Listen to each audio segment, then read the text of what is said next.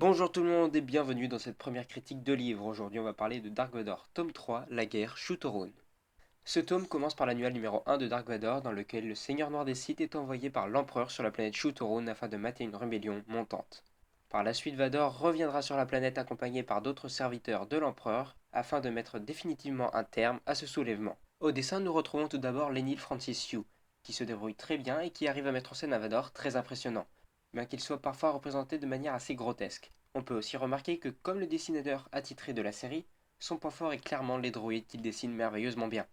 Concernant Salvador Larroca, ce dernier avait déjà laissé paraître des signes de faiblesse dans le dernier tome. Mais ce coup-ci, il parvient à redresser la barre, et de quelle manière, lui qui sait extrêmement bien dessiner tout ce qui concerne les véhicules, les droïdes, etc., il est servi. Vador est quant à lui toujours extrêmement bien représenté. On peut donc dire que concernant les dessins, ce tome est une réussite, bien qu'il laisse paraître quand même quelques défauts. Mais qu'est-ce qu'il en est du scénario?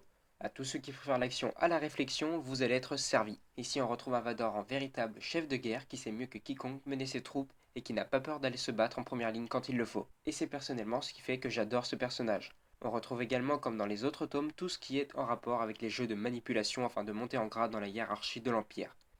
Ce qui s'avère très intéressant surtout quand c'est bien écrit comme peut le faire ici Kieran Gillen. Finalement, si je devais lui mettre une note, je lui mettrais un très bon 7 sur 10, et ce qui ferait de cet arc un de ceux que j'aurais préféré parmi tous les comics Star Wars qui sont déjà sortis. Donc avis aux amateurs de complot, de trahison, de machination et même de guerre, ce tome est fait pour vous.